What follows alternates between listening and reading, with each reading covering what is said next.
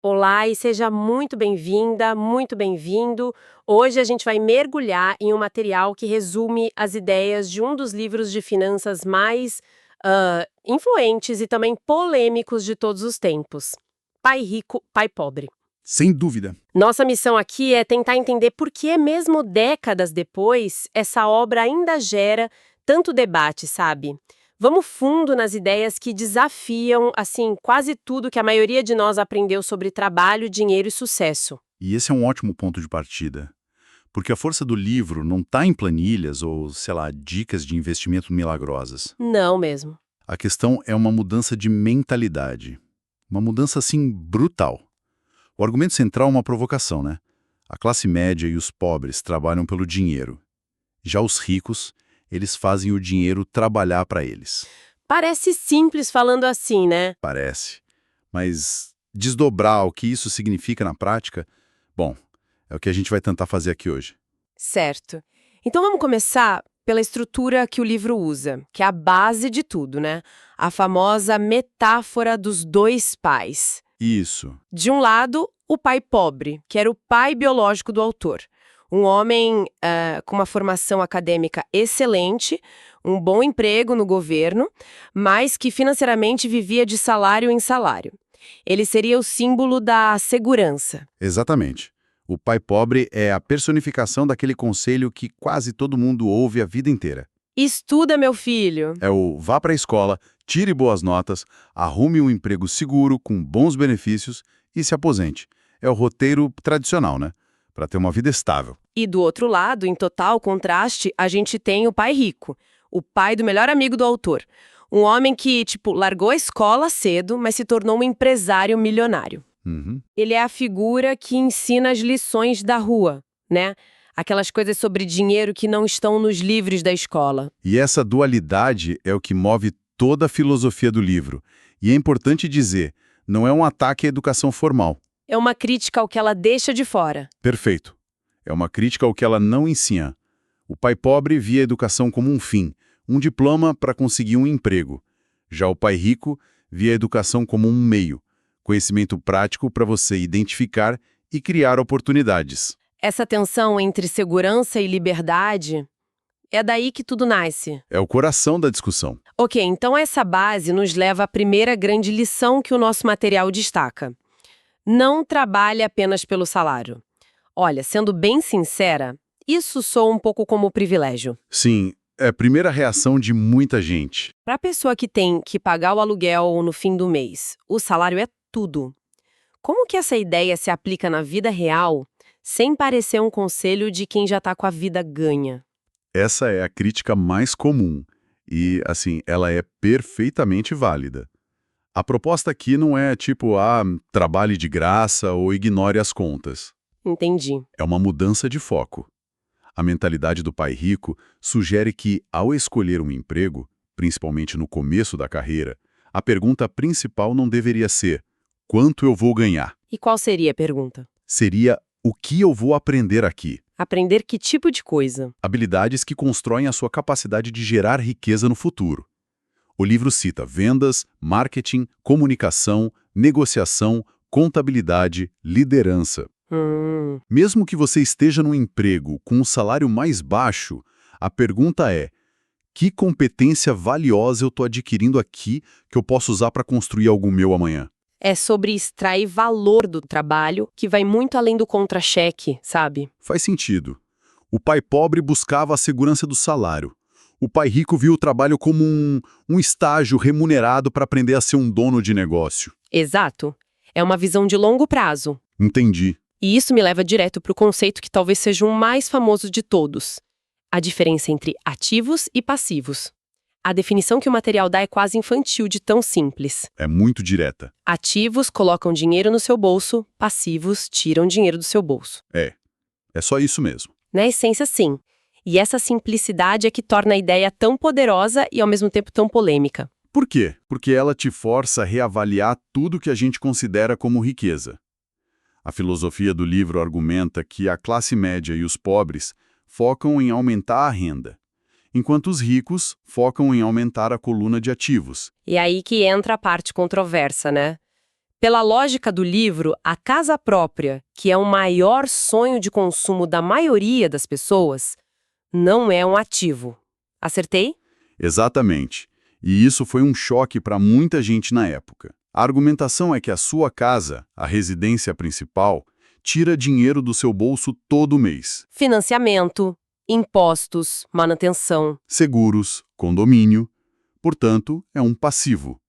Um ativo seria, por exemplo, um imóvel que você aluga e que gera uma renda mensal positiva depois que você desconta todas as despesas. Nossa, Essa distinção abala a base do sonho brasileiro.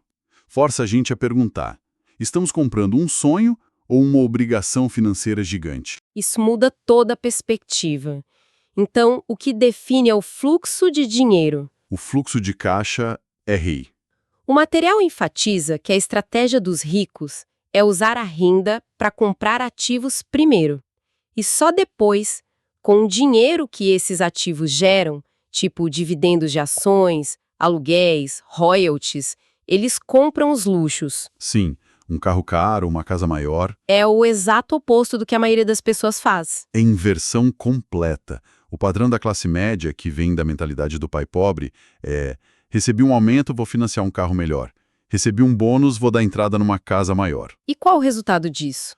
O resultado é que, mesmo com a renda aumentando, as despesas aumentam junto ou até mais rápido. A pessoa fica presa no que o livro chama de corrida dos ratos. A corrida dos ratos. Ela corre cada vez mais rápido naquela rodinha, mas não sai do lugar. E o que alimenta essa corrida? Com o material que a gente analisou, fala de duas emoções muito básicas: o medo e o desejo. Então não é só uma questão de planilha, é psicologia. Sem dúvida. Esse é um dos pontos mais profundos do livro, o medo. O medo de não ter dinheiro para pagar as contas nos força a acordar todo dia e ir para um emprego que talvez a gente nem goste. Mas aí, assim que o salário cai na conta, o desejo entra em ação. O desejo por uma vida melhor, por conforto, por status. E esse desejo nos leva a gastar. Exato. E muitas vezes em passivos. É um ciclo vicioso, sabe? O medo te empurra para o trabalho, o desejo te faz gastar o que você ganhou e o ciclo recomeça. Só que agora com contas maiores para pagar. E o medo também paralisa, eu imagino. O medo de perder dinheiro impede as pessoas de investir em algo que não seja a poupança, por exemplo, mesmo sabendo que ela não rende quase nada. Perfeito. A segurança do que é conhecido vence a possibilidade de crescer no desconhecido. Exato. O pai pobre era dominado pelo medo. Ele valorizava a segurança do emprego estável acima de qualquer coisa. Já o pai rico ensinava que é preciso aprender a gerenciar o medo e a usar as emoções a seu favor, em vez de ser controlado por elas. Ele não era imprudente, então? De jeito nenhum, mas ele entendia que todo investimento tem risco, e que o maior risco, na verdade, é você não se educar para saber como correr riscos calculados. Em vez de reagir com pânico a uma crise no mercado, ele viu uma oportunidade de comprar ativos a um preço baixo. É um jogo mental. Ok, entendi a lógica dos ativos e a barreira emocional. Mas isso me leva a uma pergunta óbvia. Se essa distinção é tão fundamental, por que ninguém ensina isso na escola? O material que a gente analisou bate bastante nessa tecla. Sim, a escola não ensina educação financeira é um dos pilares da argumentação. A crítica é que o sistema educacional foi desenhado, historicamente, para criar bons empregados, não bons empreendedores ou investidores. Ele te ensina a seguir regras, a ter um bom desempenho em tarefas específicas e a ser parte de um sistema maior. É a mentalidade do pai pobre institucionalizada. A gente valoriza o boletim, o diploma, mas não o extrato bancário ou a demonstração de resultados de um pequeno negócio. Exatamente. O sistema nos ensina a trabalhar por dinheiro, mas não a entender como o dinheiro funciona. Juros compostos, inflação, impostos, fluxo de caixa. E a consequência disso? A consequência, segundo a filosofia do livro, é que a gente sai da escola super qualificado para ser uma peça na engrenagem de outra pessoa, mas... financeiramente analfabeto para construir a nossa própria engrenagem. Exato. E isso joga a responsabilidade da educação financeira inteiramente no colo do indivíduo. Ninguém vai fazer isso por você. É um chamado à autoeducação. E isso se conecta com a última grande lição que o material aponta, que parece ser a mais filosófica de todas. O mais importante é quem você se torna. Uhum. O que isso quer dizer no contexto de finanças? Parece um pouco abstrato. No começo também me pareceu, mas na verdade essa ideia amarra tudo o que a gente discutiu até agora. A lógica é que a busca pela independência financeira não é sobre acumular dinheiro por acumular. O dinheiro é só uma ferramenta. É só o resultado, um placar. O verdadeiro prêmio é o desenvolvimento pessoal que acontece durante essa jornada. Então, aquelas habilidades que você mencionou antes, vendas, negociação, liderança, a pessoa que domina essas coisas se torna ela mesma o seu maior ativo. Exatamente. Pensa comigo, se uma pessoa que construiu a riqueza dela do zero perdesse tudo amanhã, na maioria dos casos, ela conseguiria reconstruir. É verdade. Por quê? Porque o conhecimento, a experiência, a rede de contatos, a mentalidade resiliente, tudo isso permanece. O ativo mais valioso não estava na conta bancária, estava na mente dela. É a diferença crucial entre ficar rico, tipo ganhar na loteria, e ser rico, que é uma identidade, um conjunto de competências. Isso. Quem ganha na loteria muitas vezes perde tudo porque não se tornou a pessoa capaz de gerenciar aquela riqueza. Faltou a jornada de aprendizado. A mentalidade do pai rico não é sobre ter, é sobre ser e saber fazer. É a transformação final, então. Sim, primeiro você aprende a diferença entre ativos e passivos, depois aprende a controlar o medo e o desejo para tomar decisões mais lógicas, em seguida busca o conhecimento que a escola não deu. E ao fazer tudo isso, Ao fazer tudo isso, você não está só construindo um portfólio de investimentos, você está construindo a si mesmo. Está se tornando uma pessoa mais disciplinada, mais resiliente, mais criativa na resolução de problemas. Essa é a verdadeira riqueza que ninguém pode tirar de você. a conclusão que o nosso material de análise traz é uma frase que resume bem essa ideia. Quem pensa diferente, constrói resultados diferentes. A transformação financeira, então, é uma consequência, quase um efeito colateral de uma transformação interna. É uma mensagem de empoderamento, no fim das contas. Sugere que a situação financeira de alguém não é um destino selado pela sorte ou pelo governo. Mas sim um reflexo. É um reflexo direto dos seus padrões de pensamento, do seu nível de conhecimento e do seu controle emocional. E a grande notícia é que tudo isso pode ser aprendido e aprimorado. É um convite para assumir o controle. Bom, recapitulando a nossa análise, então, as ideias de pai rico, pai pobre nos forçam a questionar aquele roteiro padrão que a gente aprende. A distinção radical entre ativos e passivos. A necessidade de uma educação financeira que vai muito além da escola e o domínio sobre as emoções do medo e do desejo são os alicerces para construir uma nova forma de pensar sobre dinheiro. No final das contas, a mensagem que fica é que a construção de riqueza é um jogo interno.